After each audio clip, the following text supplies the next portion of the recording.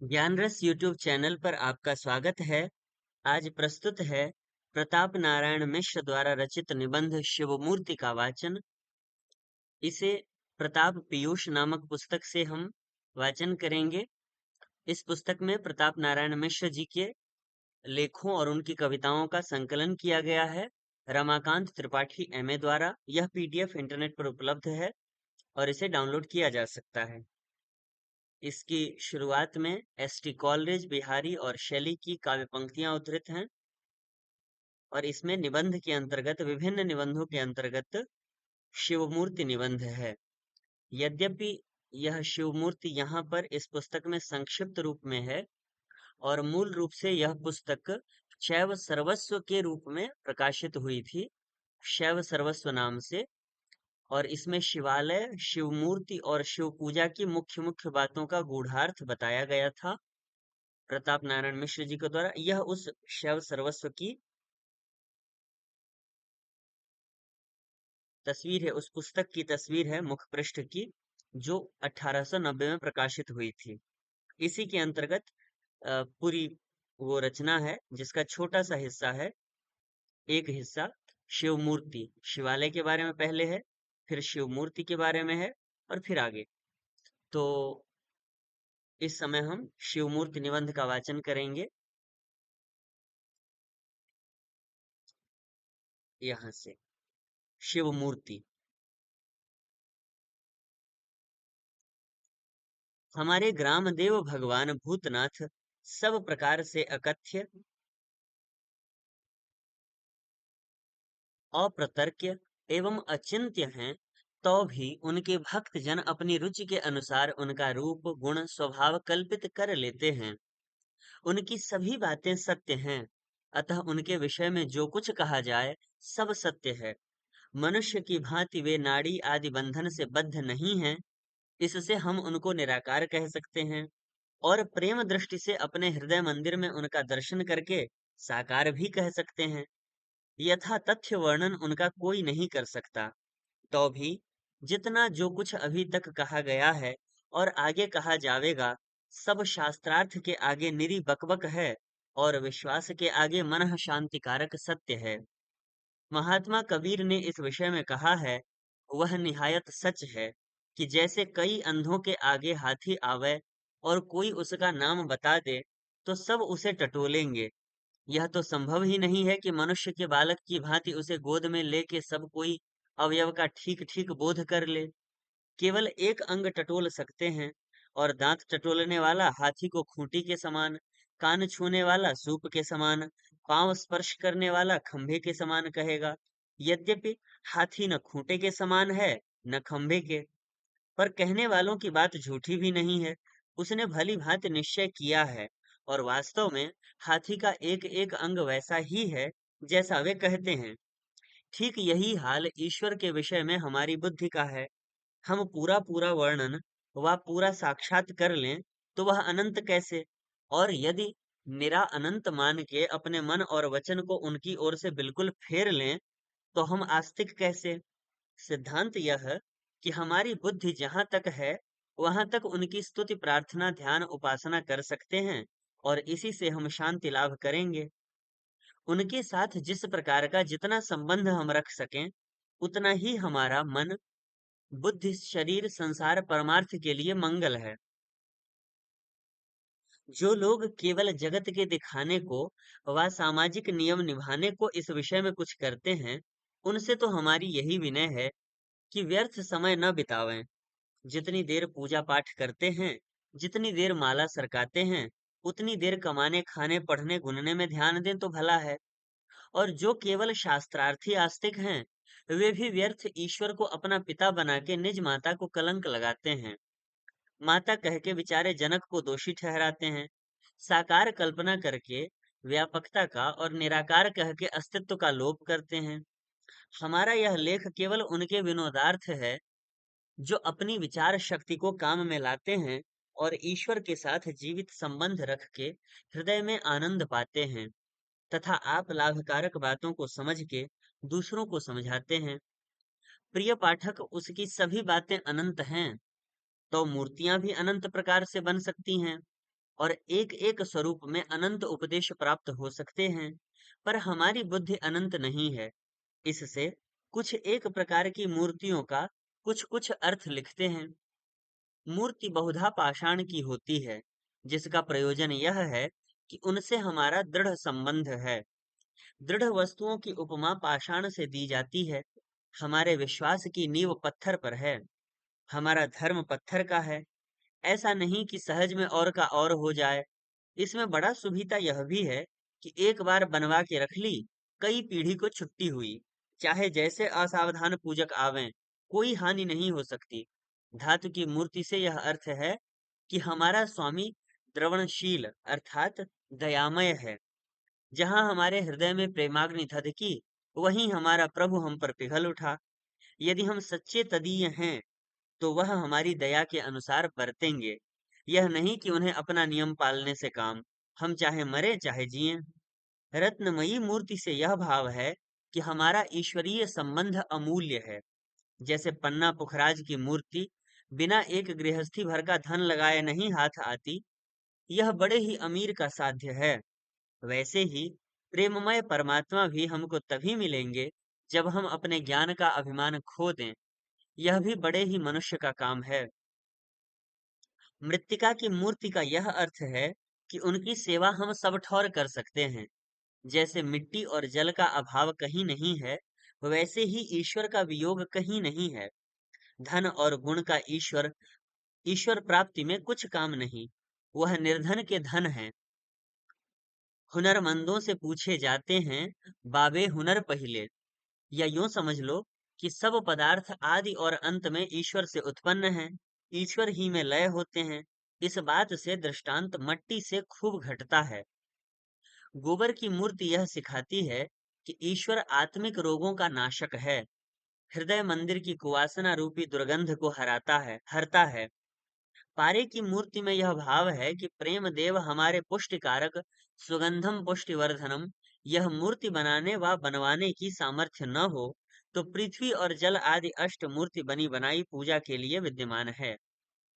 वास्तविक प्रेम मूर्ति मनोमंदिर में विराजमान है, पर यह दृश्य मूर्तियां भी निरर्थक नहीं हैं। इनके कल्पनाकारी मूर्ति निंदकों से अधिक पढ़े लिखे थे। मूर्तियों के रंग भी यद्यपि अनेक होते हैं, पर मुख्य रंग तीन हैं। श्वेत, जिसका अर्थ यह है कि परमात्मा शुद्ध है, स्वच्छ है, उसकी किसी बात में किसी का कुछ मेल नहीं है, पर सभी उसके ऐसे आश्रित हो सकते हैं जैसे उजले रंग पर सब रंग। वह त्रिगुण वह त्रिगुणातीत तो हुई, पर त्रिगुणालय त्रिगुणालय भी उसके बिना कोई नहीं। यदि हम सतोगुण में भी कहें तो बेअदबी नहीं करते। दूसरा लाल रंग है, जो रजोगुण का वर्ण है। ऐसा कौन कह सकता है कि यह संसार भर का ऐश्वर्य किसी और का है? और लीजिए, कविता के आचार्यों ने अनुराग का रंग लाल कहा है, फिर अनुराग देव का रंग और क्या होगा? तीसरा रंग काला है। उसका भाव सब सोच सकते हैं कि सबसे पक्का यही रंग है, इस पर दूसरा रंग नहीं चढ़ता। ऐसे ही प्रेम देव सबसे अधिक पक्के हैं, उन पर और का रंग क्या चढ़ेगा? इसके सिवा बाह्य जगत के प्रकाशक नयन हैं, उनकी पुतली काली होती है। भीतर का प्रकाशक ज्ञान है, उसकी प्रकाशनी विद्या है, जिसकी समस्त पुस्तकें काली मसी से लिखी जाती है। फिर कहिए, जिससे अंतर बाहर दोनों प्रकाशित होते हैं, जो प्रेमियों को आंख की ज्योति से भी प्रियतर है, जो अनंत विद्यामय है, उसका फिर और क्या रंग हम माने? हमारे रसिक पाठक जानते हैं, किसी सुंदर व्यक्ति के आंखों में काजल और गोरे गोरे गाल पर तिल कैसा भला लगता है कि कवियों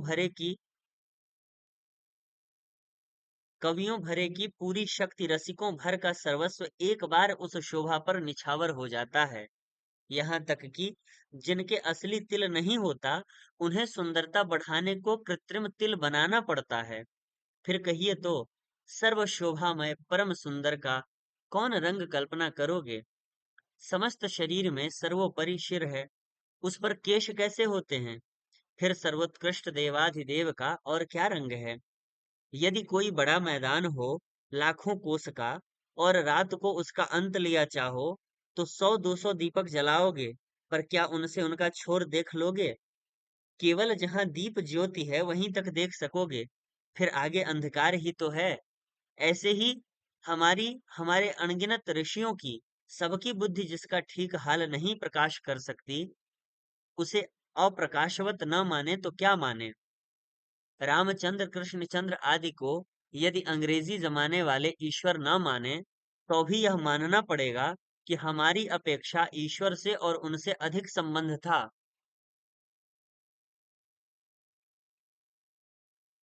फिर हम क्यों न कहें कि यदि ईश्वर का अस्तित्व है तो इसी रंग ढंग का है।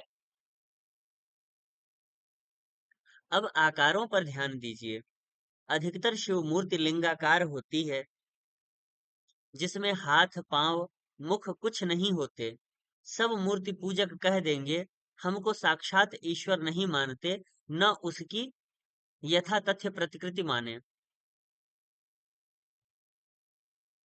केवल ईश्वर की सेवा करने के लिए एक संकेत चिन्ह मानते हैं। यह बात आदि में शैवों ही के घर से निकली है, क्योंकि लिंग शब्द का अर्थ ही चिन्ह है। सच भी यही है। जो वस्तु बाह्य नेत्रों से नहीं देखी जाती, उसकी ठीक ठीक मूर्ति ही क्या। आनंद की कैसी मूर्ति, दुख की कैसी मूर्ति, रागिनी की कैसी मूर्ति, केवल चित्त वृत्ति, केवल उसके गुणों का कुछ द्योतन, बस। ठीक शिव मूर्ति यही है। सृष्टि कर्तृत्व, अचिंत्यत्व, अप्रतिमत्व, कई एक बातें लिंगाकार मूर्ति से ज्ञात होती हैं। ईश्वर यावत संसार का उत्पादक है। ईश्वर कैसा है, यह बात पूर्ण रूप से कोई नहीं वर्णन कर सकता। अर्थात उसकी सभी बातें गोल हैं। बस, जब सभी बातें गोल हैं, तो चिन्ह भी हमसे हमने गोलमोल कल्पना कर लिया। यदि नतस्य प्रतिमास्ति का ठीक अर्थ यही है कि ईश्वर प्रतिमा नहीं है, तो इसकी ठीक सिद्धि ज्योतिर्लिंग ही से होगी, क्योंकि जिसमें हाथ पांव मुख नेत्रादि कुछ भी नहीं है, उसे प्रतिमा कौन कह सकता है। पर यदि कोई मोटी बुद्धि वाला कहे कि जो कोई अवयव ही नहीं, तो फिर यही क्यों नहीं कहते कि कुछ नहीं है। हम उत्तर दे सकते हैं कि आंखें हो तो धर्म से कह सकते हो कि कुछ नहीं है। तात्पर्य यह कि कुछ है और कुछ नहीं है, दोनों बातें ईश्वर के विषय में न कही जा सकें, न कही जा सकें।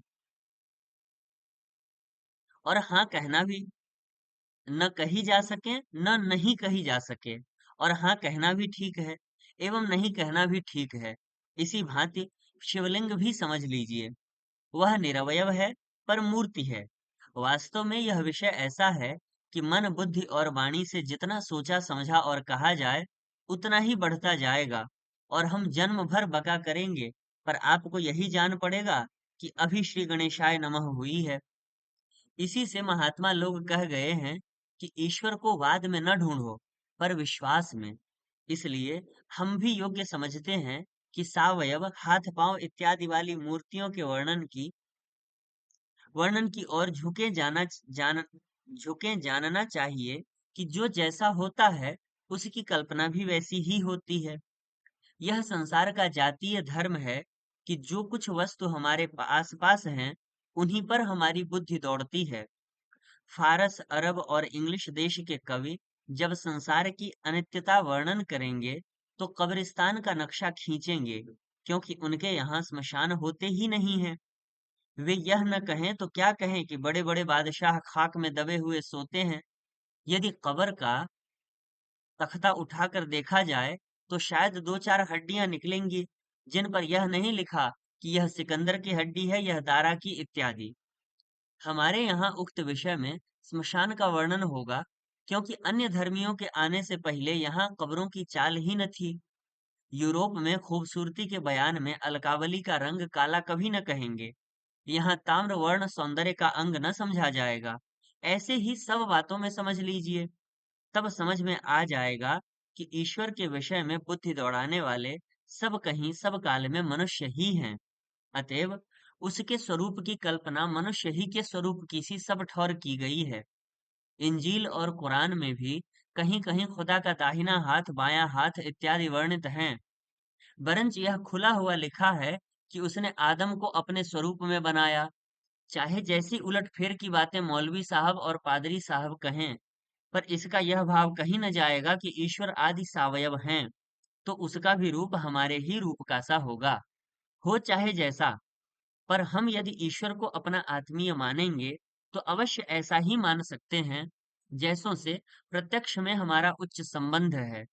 हमारे माता पिता भाई बंधु राजा गुरु, जिनको हम प्रतिष्ठा का आधार एवं आधेय कहते हैं, उन सब के हाथ पांव नाक नाक मुंह हमारे हस्त पादादि से निकले हुए हैं, तो हमारे प्रेम और प्रतिष्ठा का सर्वोत्कृष्ट संबंधी कैसा होगा। बस इसी मत पर सावयव सब मूर्ति मनुष्य की सी मूर्ति बनाई जाती है। विष्णुदेव की सुंदर सौम्य मूर्तियां प्रेमोत्पादनार्थक प्रेमोत्पादनार्थ हैं, क्योंकि खूबसूरती पर चित्त अधिक आकर्षित होता है। भैरवादि की मूर्तियां भयानक हैं। भैरवादि की मूर्तियां भयानक हैं, जिसका यह भाव है कि हमारा प्रभु हमारे शत्रुओं के लिए महाभयजनक है। अथच हम उसकी मंगलमयी सृष्टि में हलचल डालेंगे, तो वह कभी उपेक्षा न करेगा। उसका स्वभाव क्रोधी है, पर शिवमूर्ति में कई एक विशेषता हैं, उनके द्वारा हम यह उपकार यथामति ग्रहण कर सकते हैं। सिर पर गंगा का चिन्ह होने से यह भाव है कि गंगा हमारे देश की सांसारिक और पारमार्थिक सर्वस्व हैं, और भगवान सदाशिव विश्वव्यापी हैं। अतः विश्वव्यापी की मूर्ति कल्पना में जगत व सर्वोपरि पदार्थ ही शिरस्थानी कहा जा सकता है। दूसरा अर्थ यह है कि पुराणों में गंगा की विष्णु के चरण से उत्पत्ति मानी गई है, और शिव जी को परम वैष्णव कहा है। उस परम वैष्णवता की पुष्टि इससे उत्तम और क्या हो सकती है कि उनके चरण निर्गत जल को सिर पर धारण करें। ऐसे ही विष्णु भगवान को परम शैव लिखा है कि भगवान विष्णु नित्य सहस्त्र कमल पुष्पों से सदा शिव की पूजा करते थे। एक दिन एक कमल घट गया, तो उन्होंने यह विचार के कि हमारा नाम कमल नयन है, अपना नेत्र कमल शिव जी के चरण कमल को अर्पण कर दिया। सच है, अधिक शैवता और क्या हो सकती है। हमारे शास्त्रार्थी भाई ऐसे वर्णन पर अनेक कुतर्क कर सकते हैं, पर उनका उत्तर हम कभी पुराण प्रतिपादन से देंगे। इस अवसर पर हम इतना ही कहेंगे कि ऐसे ऐसे संदेह बिना कविता पढ़े कभी नहीं दूर होने के। हाँ, इतना हम कह सकते हैं कि भगवान विष्णु की शैवता और भगवान शिव की वैष्णवता का आलंकारिक वर्णन है। वास्तव में विष्णु अर्थात व्यापक और शिव अर्थात कल्याणमय, यह दोनों एक ही प्रेम स्वरूप के नाम हैं, पर उनका वर्णन पूर्णतया असंभव। अतः कुछ कुछ गुण एकत्र करके दो स्वरूप कल्पना कर लिए गए हैं, जिसमें कवियों को वचन शक्ति के लिए आधार मिले। हमारा मुख्य विषय शिव मूर्ति है, और वह विशेषतः शैवों के धर्म का आधार है। अतः इन अप्रतर्क्य विषयों को दिग्दर्शन मात्र कथन करके अपने शैव भाइयों से पूछते हैं कि आप भगवान गंगाधर के पूजक होके वैष्णवों से किस बरते पर द्वेष रख सकते हैं। यदि धर्म से अधिक मतवालेपन पर श्रद्धा हो, तो अपने प्रेमाधार भगवान भोलानाथ को परम वैष्णव एवं गंगाधर कहना छोड़ दीजिए। नहीं तो सच्चा शैव वही हो सकता है जो वैष्णव मात्र को आपको देवता समझे।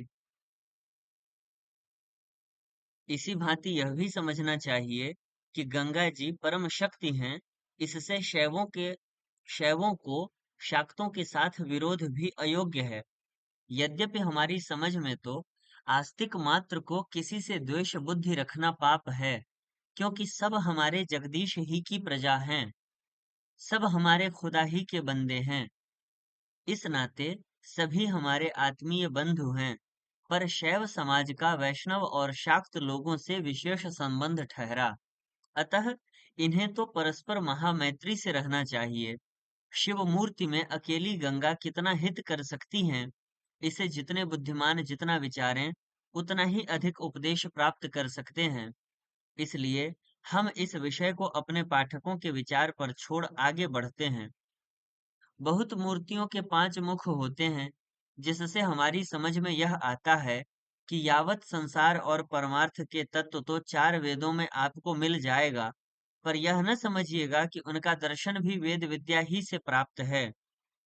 जो कुछ चार वेद सिखलाते हैं, उससे भी उनका रूप, उनका गुण अधिक है। वेद उनकी वाणी है। केवल चार पुस्तकों पर ही उस वाणी की इति नहीं है। एक मुख और है, जिसकी प्रेममयी वाणी केवल प्रेमियों के सुनने में आती है। केवल विद्याभिमानी अधिकाधिक चार वेद द्वारा द्वारा बड़ी हद चार फल धर्मार्थ काम मोक्ष पा जाएंगे, पर उनके पंचम मुख संबंधी सुख औरों के लिए है। शिवमूर्ति क्या है और कैसी है, यह बात तो बड़े बड़े ऋषि मुनि भी नहीं कह सकते। हम क्या हैं। पर जहां तक साधारणतया बहुत सी मूर्तियां देखने में आई हैं, उनका कुछ वर्णन हमने यथामति किया। यद्यपि कोई बड़े बुद्धिमान इस विषय में लिखते, तो बहुत सी उत्तमोत्तम बातें और भी लिखते, पर इतने लिखने से भी हमें निश्चय है कि किसी न किसी भाई का कुछ भला हो ही रहेगा। मरने के पीछे कैलाशवास तो विश्वास की बात है। हमने न कैलाश देखा है, न किसी देखने वाले से कभी वार्तालाप अथवा पत्र व्यवहार किया है। हाँ, यदि होता होगा तो प्रत्येक मूर्ति के पूजक हो ही रहेगा। पर हमारी इस अक्षरमयी मूर्ति के सच्चे सेवकों को संसार ही में कैलाश का मुख प्राप्त होगा, इसमें संदेह नहीं है। क्योंकि जहाँ शिव हैं, वहाँ कैलाश हैं। तो जब हमारे हृदय में शिव होंगे, तो हमारा हृदय मंदिर क्यों न कैलाश होगा। हे विश्वनाथ, कभी हमारे हृदय मंदिर को कैलाश बनाओगे। कभी वह दिन दिखाओगे कि भारतवासी मात्र केवल तुम्हारे हो जाएं और यह पवित्र भूमि फिर कैलाश हो जाए। जिस प्रकार अन्य धातु पाषाण आदि निर्मित मूर्तियों का रामनाथ, वैद्यनाथ, आनंदेश्वर, खेरेश्वर आदि नाम होता है, वैसे ही इस अक्षरमयी शिव मूर्ति के अगणित नाम हैं। हृदयेश्वर, मंगलेश्वर, भारतेश्वर इत्यादि, पर मुख्य नाम प्रेमेश्वर है। कोई महाशय प्रेम का ईश्वर न समझे। मुख्य अर्थ है कि प्रेममय ईश्वर। इनका दर्शन भी प्रेम चक्षु के बिना दुर्लभ है। जब अपनी अकर्मण्यता का और उनके एक एक उपकार का सच्चा ध्यान जमेगा, तब अवश्य हृदय उमड़ेगा और नेत्रों से अश्रुधारा बह चलेगी। उस धारा का नाम प्रेम गंगा है। उसी के जल से स्नान कराने का माहात्म्य है। हृदय कमल उनके चरणों पर चढ़ाने से अक्षय पुण्य है। यह तो इस मूर्ति की पूजा है, जो प्रेम के बिना नहीं हो सकती। पर यह भी स्मरण रखिए कि यदि आपके हृदय में प्रेम है, तो संसार भर के मूर्तिमान और अमूर्तिमान सब पदार्थ शिव मूर्ति हैं, अर्थात कल्याण का रूप है। नहीं तो सोने और हीरे की मूर्ति तुच्छ है। यदि उससे स्त्री का गहना बनवाते, तो उसकी शोभा होती, तुम्हें सुख होता, भैयाचारे में नाम होता, विपत्ति काल में निर्वाह होता। पर मूर्ति से कोई बात सिद्ध नहीं हो सकती। पाषाण, धातु, मृत्तिका का कहना ही क्या है, स्वयं तुच्छ पदार्थ है। केवल प्रेम ही के नाते ईश्वर हैं। नहीं तो घर की चक्की से भी गए बीते, पानी पीने के भी काम के नहीं। यही नहीं, प्रेम के बिना ध्यान ही में क्या ईश्वर दिखाई देगा। जब चाहो आंखें मूंद के अंधे की नकल करके देखो, अंधकार के सिवाय कुछ न सूझेगा। वेद पढ़ने में हाथ मुंह दोनों दुखेंगे। अधिक श्रम करोगे, दिमाग में गर्मी चढ़ जाएगी।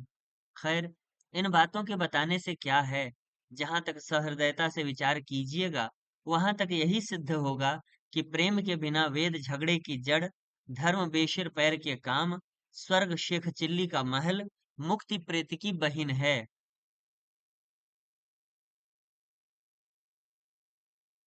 ईश्वर का तो पता ही लगना कठिन है। ब्रह्म शब्द ही नपुंसक अर्थात है। और हृदय मंदिर में प्रेम का प्रकाश है, तो संसार शिवमय है। क्योंकि प्रेम ही वास्तविक शिव मूर्ति अर्थात कल्याण का रूप है। तो ये था आज का वाचन शिव मूर्ति का, जिसे लिखा प्रताप नारायण मिश्र जी ने। यह वाचन कैसा रहा, और मेरे लिए यदि कोई सुझाव हो, मुझसे कोई भूल हुई हो, तो अवश्य अवगत कराएं। धन्यवाद।